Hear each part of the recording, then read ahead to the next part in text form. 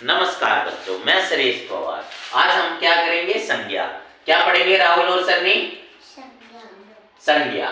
किसी प्राणी, वस्तु, स्थान और भाव आदि के नाम को संज्ञा कहते हैं। प्राणी कौन हो गया? जैसे हम लोग हो गए। हम क्या आते हैं? हम प्राणी के अंदर आते हैं। वस्तु क्या हो गई? वस्तु सोफा, बेड, टेबल, कुर्सी, पंखा, कूलर, कार, ये सब क्या हो गई बच्चे? वस्तु। स्थान क्या हो गया? स्थान क्या हो गया? आगरा, जयपुर, मुंबई, दिल्ली, कानपुर, मगध, जो आप जानते हो वो सब क्या हो गया? जहां जहां अब जैसे राजस्थान के, वो तो क्या हो गया? स्थान हो गया बच्चे। भाव, भाव क्या हो गया? किसी की अच्छाई, किसी की बुराई, वो सब क्या हो गया? भाव के अंदर आता है। संज्ञा के कितने भेद होते हैं बच्चे? राहुल, कितने भेद होते हैं? 5 भेद होते हैं। बिल्कुल सही बताया आपने, 5 भेद होते हैं। व्यक्तिवाचक संज्ञा, जातिवाचक संज्ञा, भाववाचक संज्ञा, द्रव्यवाचक संज्ञा और समूहवाचक संज्ञा। व्यक्तिवाचक संज्ञा किसे कहते हैं सन्नी? व्यक्तिवाचक संज्ञा जिस संज्ञा शब्दों से किसी वस्तु विशेष, स्थान विशेष, प्राणी विशेष, मतलब क्या बताया जा रहा है?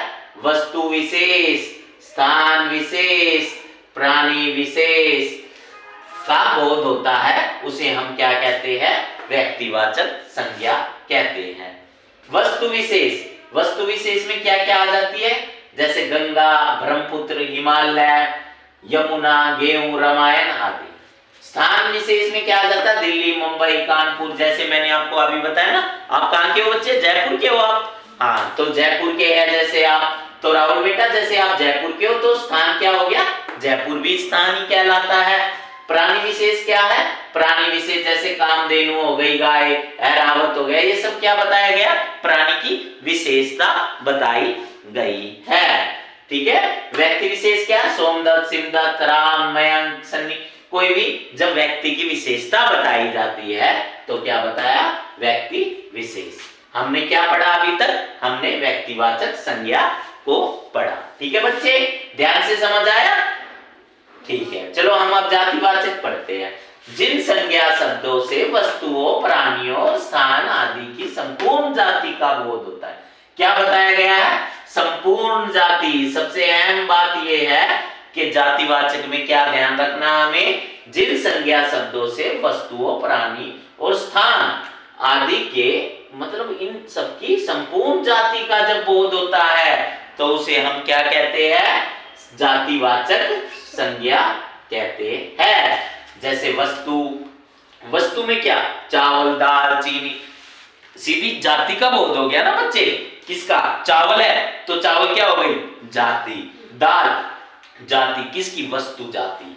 चीनी, सब्जी, प्याज, प्राणी, प्राणी में पुरुष, स्त्री, जैसे हम कौन है? पुरुष है। आपकी माताएं बहनें, हमारी माताएं बहनें क्या है? स्त्री है। मछली, बंदर, कुत्ता, लड़की, लड़का, हम ये सब कैसे? ये जाति का, प्राणियों का ही तो बोध होता है। उसी से तो हमें उसकी जाति पता चलती है कि ये लड़की है, ये लड़का है, ये मछली है, ये बंदर है, ये कुत्ता है। इससे क्या होता है? जातियों का बोध होता है। स्थान, शहर, मस्जिद, राष्ट्र, बाजार, दुकान, कहीं बहुत सारी दुकानें हैं तो हम उसका एक अलग से बात बताते हैं ना कि ये दुकानें जाति का बोध करा रही है। किसकी? दुकानें हैं, बहुत सारी दुकानें किसकी जाति का बोध करा रही है? जाति का बोध करा रही है दुकानें। ऐसे ही भाववाचक संज्ञा, ऐसे संज्ञा शब्द जिनसे किसी वस्तु, स्थान एवं व्यक्ति की दशा, गुण, दोष एवं स्थिति आदि का बोध हो तो उसे हम भाववाचक संज्ञा कहते हैं। क्या कहते हैं बेटा राहुल? भाववाचक संज्ञा कहते हैं। जैसे दशा, गर्मी, ठंडी, बुखार, सर्दी, बीमारी आदि। गुण, निपुणता, अच्छाई, भलाई, कुशलता, मित्रता, सुंदरता। दोष, बुराई, मूर्खता, शत्रुता, स्थिति, बुढ़ापा, बचपन, मनुष्यता, निर्धनता आदि। ये सब क्या है? भाव। जैसे मैंने अभी बताया था ना, जब हमने इसकी परिभाषा पढ़ी थी। परिभाषा क्या पढ़ी थी? किसी प्राणी, वस्तु, स्थान और भाव आदि के नाम को संज्ञा कहते हैं, है ना। और इसी तरीके से हमने इसके 5 भेद को जाना। अब हम कौन कौन से भेद? 2 बचे हैं, बताओ राहुल, आप बताओ बेटा। भाववाचक, द्रव्यवाचक, समूहवाचक। हाँ, भाववाचक तो हमने बता दिया, अब कौन कौन से बचे हैं? द्रव्यवाचक और समूहवाचक। अब हम करेंगे द्रव्यवाचक और समूहवाचक। धन्यवाद।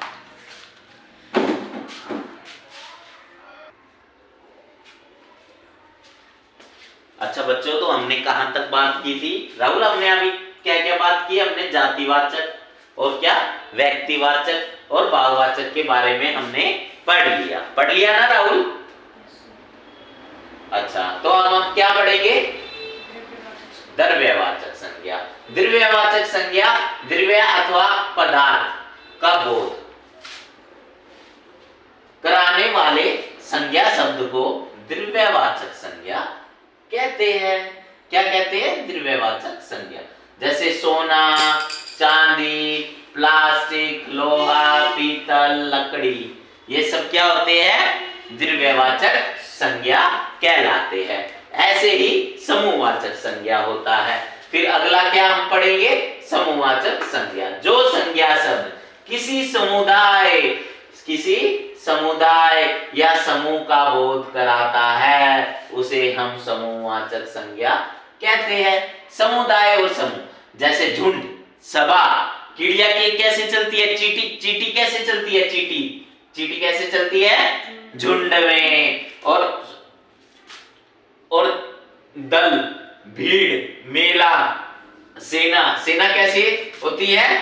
आपकी समूह में, एक समूह में चलती है ना सेना भी, एक समुदाय बनाकर चलती है। भीड़ कैसी होती है? भीड़ भी एक समूह बनाकर चलती है, समुदाय बनाकर चलती है। मेला कैसा होता है? वो भी तो एक समूह में होता है। मेला भी एक भीड़ में होता है, एक झुंड होता है, एक सभा होती है। सभा में भी क्या होता है बच्चा? एक समूह बना होता है। ठीक है, हमने आज क्या क्या पढ़ा? हमने व्यक्तिवाचक संज्ञा पढ़ी, हमने जातिवाचक संज्ञा पढ़ी, हमने द्रव्यवाचक संज्ञा पढ़ी, हमने भाववाचक संज्ञा पढ़ी, हमने समूहवाचक संज्ञा पढ़ी। ठीक है, संज्ञा के कितने भेद होते हैं? संज्ञा के 5 भेद होते हैं। कौन कौन से भेद होते हैं? द्रव्यवाचक, समूहवाचक, भाववाचक, व्यक्तिवाचक, जातिवाचक, है ना? 5 संज्ञा के भेद होते हैं। तो अब आगे हम क्या पढ़ेंगे? सर्वनाम पढ़ेंगे। धन्यवाद।